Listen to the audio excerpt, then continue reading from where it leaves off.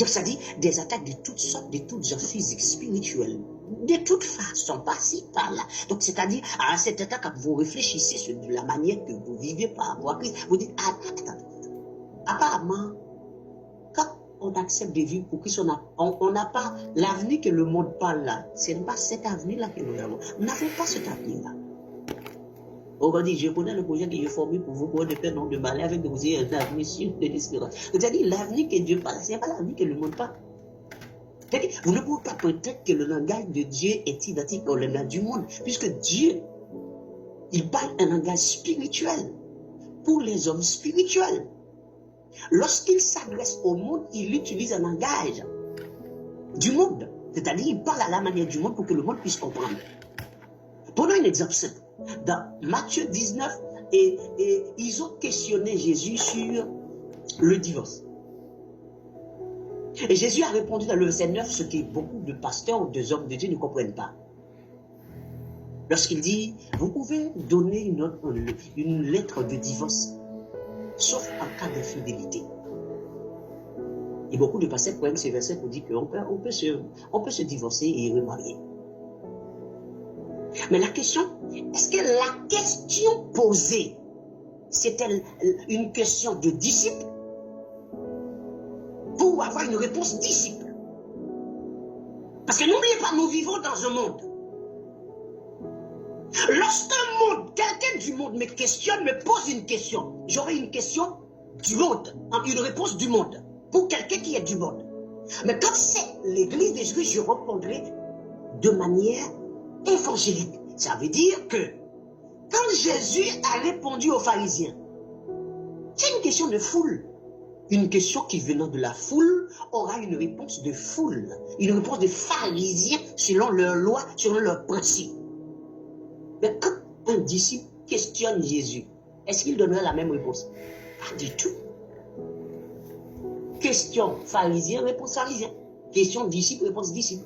Question élu, réponse élu. Question perdition, réponse perdition. Un débaucheur me pose une question, je lui donnerai une réponse de débaucheur.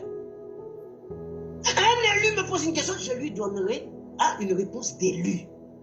Parce que nous avons deux mondes. Et ces deux mondes doivent fonctionner selon leur loi. Et nous n'avons pas la même loi.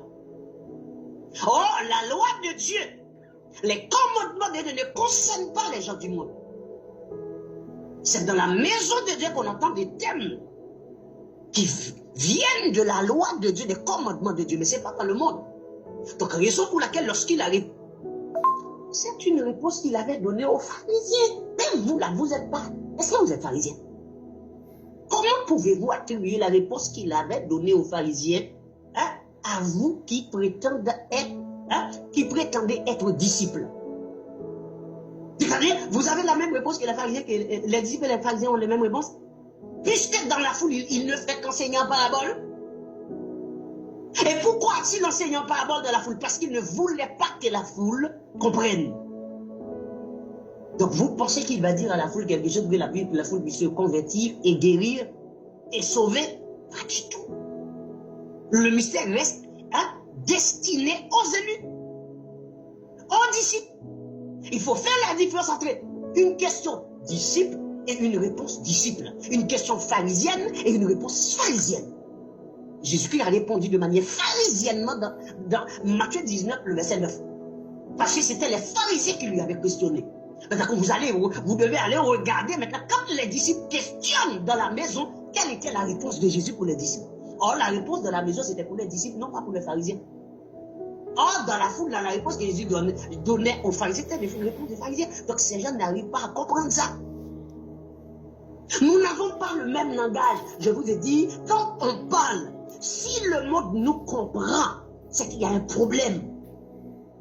Ils ne doivent pas nous comprendre. Ils ne doivent pas comprendre notre langage, raison pour laquelle nous sommes attaqués de toutes parts. De toutes parts. Ceux qui avaient des amis ou des proches, des familles qui se sont détachés avec eux. Ah, je ne comprends pas ce qui se passe. Ah, vous êtes devenus fous. Regardez, ah, je ne comprends pas cet évangile. Déjà pour ceux qui disent oui, et ceux-là, ils prêchent un évangile de pauvreté. Moi, je sers un Dieu puissant, un Dieu riche, un Dieu grand. Donc, c'est-à-dire, l'argent, il a dit à Baki 2, je crois 20, hein, l'or est à moi, l'argent est à moi. Et donc, c'est-à-dire, mon Dieu est riche. Pourtant, Satan a offert toutes ses richesses à Jésus et lui a dit, gardez ça pour ça, mon ami. Je vous donne ça. Gérez ça.